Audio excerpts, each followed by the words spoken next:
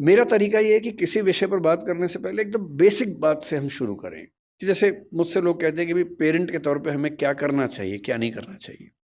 तो मैं सबसे पहले बोलता हूँ कि मैं कोई खास पेरेंट नहीं है, तो आप मुझे कोई तीस मार खाना समझें। मैं बहुत सामान्य किस्म का पेरेंट हूँ, तो उतना ही बताऊंगा जो मैंने अनुभव से सीखा है, फेलियर से सीखा है। जिस मामले में मैं अपने बच्चे को नहीं समझा पाया, अब समझ में आया कि हाँ ऐसे होता तो और अच्छा होता, तो मैं उस अनुभव की बात कर सकता हूँ। सबसे पहला सवाल अपने आप से ये पूछना है कि हम अपने बच्चों से चाहते क्या है, पर्पस क्या है हमारा। अगर पर्पस स्पष्ट है तो तरीके सारे मिल जाएंगे, अगर पर्पस स्पष्ट नहीं तो तरीके नहीं मिलेंगे। मैं अपने बच्चे को किस रूप में देखना चाहता हूं, अगर ये क्लैरिटी है तो सारे रास्ते क्लियर है। तो मैंने अपने आप से पूछा कि मैं अपने बच्चे की जिंदगी में क्या चाहता हूं। तो मैंने 4-5 एरोज निकाले कि क्या मैं ये चाहता हूं, ये चाहता हूं या ये चाहता हूं।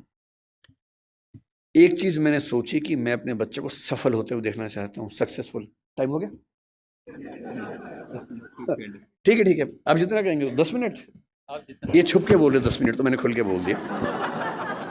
तो मेरे सामने 3-4 चीजें हैं कि मैं चाहता हूं कि मेरा बच्चा सक्सेसफुल हो।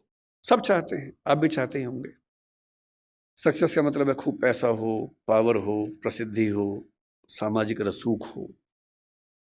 फिर मैंने सोचा कि नहीं, मैं ये चाहता हूं कि मेरा बच्चा कायदे का इंसान बने, उसमें एम्पैथी हो, पेरेंट्स से, परिवार से, दोस्तों से, समाज से अच्छा संबंध हो, कमिटमेंट्स पूरी करता हो। फिर मुझे लगा ठीक है कमिटमेंट्स, लेकिन मैं चाहता हूँ कि मेरा बच्चा इतना मजबूत हो, स्मार्ट हो, कि किसी भी चैलेंज को झेल सकता हो, घबराए नहीं। फिर लगा नहीं, मैं ये चाहता हूँ कि मेरा बच्चा फिजिकली, मेंटली, इमोशनली फिट रहे, स्वस्थ रहे। फिर मुझे लगा कि सब कुछ हो तो कितना अच्छा है, लेकिन तभी समझ में आया कि सब कुछ तो मेरे पास भी नहीं है, तो मैं कैसे उम्मीद करूं कि बच्चों में हो ही जाएगा।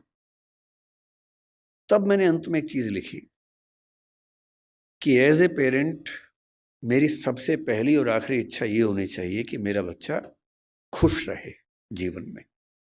इससे बड़ी क्या इच्छा हो सकती है? आप कहेंगे कि हाँ सक्सेसफुल हो और खुश रहे, ठीक तो है, पर मैं ये कह रहा हूं कि कभी कभी ऐसा हो सकता है कि सक्सेसफुल होकर दुखी रहे, और जैसी सक्सेस आप चाह रहे थे वैसी न मिलने के बाद भी खुश रहे।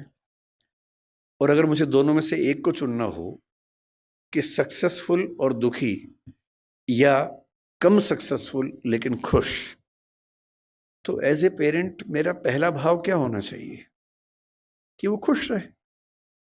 क्योंकि मैंने तो ऐसे आईएएस आईपीएस अधिकारियों को देखा है जिन्होंने आत्महत्याएं कर ली हैं, उनसे बड़ा सफल कौन होगा?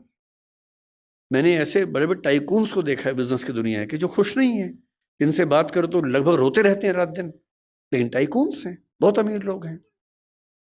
तो मैं ऐसा क्यों चाहूं कि मेरा बच्चा ऐसा हो? तो मैंने एक पिरामिड बनाया जो शायद आपके काम का भी हो। मैं एकदम क्लियर हूं, मैं अपने बच्चे से हमेशा ये बात करता हूं कि भैया मुझे सबसे पहले ये चाहिए कि तुम खुश रहो, बाकी सब सेकेंडरी है। उसके साथ हो जाए तो अच्छा है, नहीं तो मुझे तुम्हारी खुशी से मतलब है, बाकी सब बातें बात की। खुशी कैसे आएगी? खुशी इस बात से आएगी कि मैं उसके ऊपर अपनी इच्छाएं थोपूं नहीं, समझाऊं, परसुएट करूं। अगर मुझे लगता है कि वो गलत रास्ते में, तो मैं समझाऊं कि बेटा ये रास्ता गलत है, रीजन बताऊं, डिस्क्राइब करूं, उसे सही रास्ते पर लाऊं।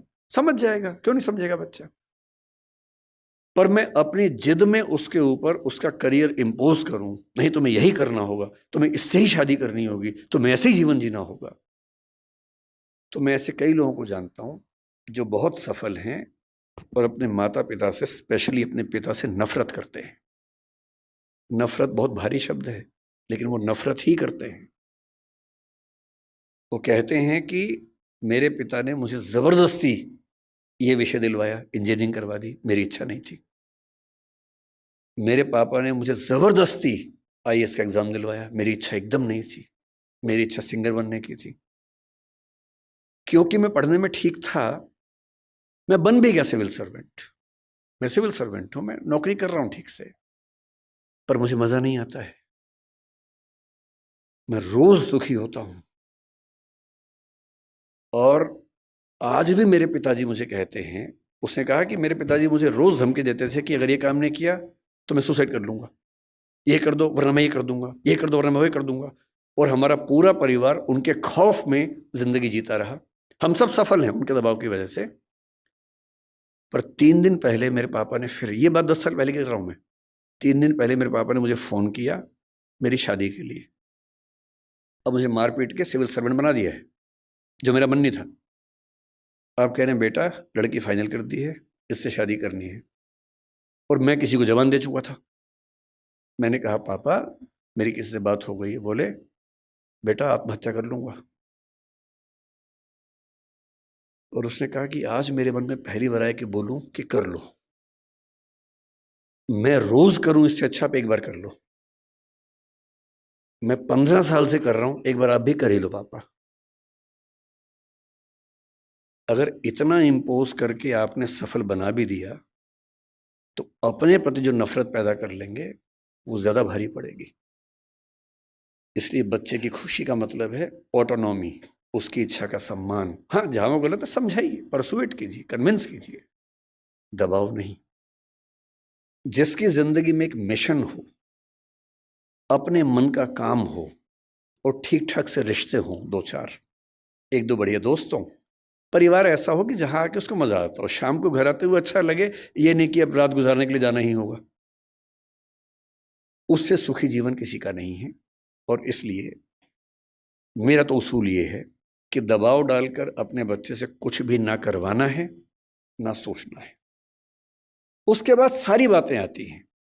नंबर 2 पर मैं चाहता हूं कि मेरा बच्चा एक कायदे का इंसान बने, उसमें एम्पैथी हो, माँ बाप के संघर्षों को समझता हो, समाज को समझता हो, परिवार का महत्व समझे। इतना ही नहीं, आप तो जैन समाज से, और मैं भी कई मामलों में मन से बहुत नज़दीक हूँ। मैं सिर्फ शाकाहारी होने के नाते नहीं, मैं उसी तरह का व्यक्ति हूँ जो आपके समाज में ज़्यादा होते होंगे। अगर मैं बैठा हूँ और कोई मच्छर वहाँ उड़ रहा है या चींटी गिर गई है तो मैं उसको उठा के बाहर छोड़ के आता हूँ कि मर ना जाए, वो मेरी वजह से ना मरे कम से कम। तो मेरा स्वभाव वैसा है। और मतलब मुझ पर हंसते भी हैं कई लोग, हमारे परिवारों में इस बात पे हंसते हैं, पर उनके हंसने से मुझे क्यों फ़र्क पड़ना चाहिए? अगर मैं अपने किसी विचार में पक्का हूँ तो हूँ। मैं चाहता हूँ कि मेरा बच्चा एक एक प्राणी के प्रति लिबरल हो, एम्पैथेटिक हो। और मैंने पाया कि इसका एक बड़ा अच्छा तरीका है। हमने अपने घर में एक पेट पाला कुछ समय पहले, अभी उसकी कुछ दिन पहले मृत्यु हो गई। और मैंने पाया कि एक पेट के होने मात्र से घर के सब लोग ज्यादा संवेदनशील हो गए। उसके प्रति नहीं, सबके प्रति हो गए। उसको दर्द होता है तो हमें सबका दर्द समझ में आने लगा। इतना फर्क पड़ता है सिर्फ इस बात से कि आपने उसकी एम्पैथी के लिए ऐसी सिचुएशंस क्रिएट की या नहीं की। और तीसरी बात, क्योंकि समय पूरा हो गया, मैं सिर्फ इतना कहूंगा, नंबर 3 पर एक ही चीज आती है कि आपका बच्चा स्मार्ट हो, दुनिया को हैंडल कर सकता हो। एकदम रीसेंट एग्जाम्पल 4 दिन पहले का है, आखिरी एग्जाम्पल के बाद खत्म करता हूं। एक बच्ची है जिसने मेरा दिल जीत लिया 3 दिन पहले। उत्तर प्रदेश की 10वीं क्लास की बोर्ड की टॉपर है। उसका नाम है प्राची निगम शायद। उस बच्ची का जो गेटअप है थोड़ा सा अलग है। उसकी थोड़ी सी मूंछ है, हल्की सी दाढ़ी है, जो कि बहुत रेयर बात नहीं है। लड़के और लड़की में उतने अंतर नहीं होते जितने हम सोचते हैं। आजकल हम जब स्टडीज करते हैं जेंडर में, इस बात को समझते हैं। टेस्टोस्टेरोन हार्मोन पुरुषों में भी, महिलाओं में भी, पुरुषों में थोड़ा ज्यादा है, महिलाओं में थोड़ा कम है। और यदि किसी महिला में थोड़ा सा ज्यादा हो जाए तो थोड़ा सा चेहरे पर बाल आ जाते हैं, हार्मोनल थेरेपी करवा लो तो ठीक हो जाता है, इतनी सी बात है। अब उस बच्ची को पढ़ने में बहुत मन लगता है। उत्तर प्रदेश बोर्ड का टॉपर होना मजाक नहीं होता है। उत्तर प्रदेश बोर्ड बहुत मुश्किल बोर्ड होता है। उसकी टॉपर है वो, पर उसे चेहरे पर थोड़े से बाल हैं। जब उसने टॉप किया उसके इंटरव्यूज आए, और हमारे बदतमीज समाज ने, हमारे गंदे समाज ने उस बच्ची की मेहनत की तारीफ जितनी की, उससे ज्यादा उसके लुक्स को ट्रोल किया, गंदे गंदे कमेंट किए। और सोच के देखिए, 10वीं क्लास का बच्चा जिसकी उम्र 15 साल होगी, जो पढ़ने में इतना डूबा हुआ है कि फर्स्ट रैंक लेके आ रहा पूरे स्टेट में, उसकी मेहनत पर बात नहीं हो रही है। बात हो रही है कि उस लड़की के चेहरे पर बाल कैसे हैं। कैसा भद्दा समाज है हमारा। 2 दिन बाद उसका फिर एक इंटरव्यू आया, और उसने इंटरव्यू में क्या कहा, थोड़ी दुखी आवाज में कहा कि इतनी ट्रोलिंग हुई, मुझे, मेरा मन करता है काश मैं टॉप ना करती।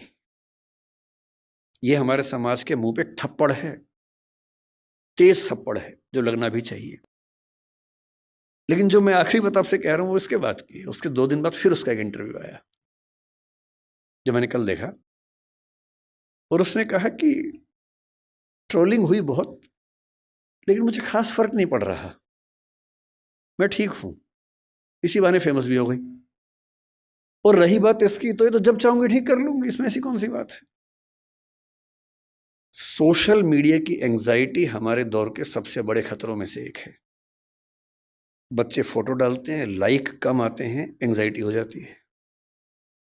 और ऐसे में किसी बच्चे को लाखों लोग ट्रोल करें और वो कहे कि खास दिक्कत नहीं हुई, तो समझ लीजिए उसके पेरेंट्स ने बहुत कमाल किया होगा कि उनका बच्चा इतना साहसी है, इतने बड़े पैमाने की ट्रोलिंग झेल सकता है।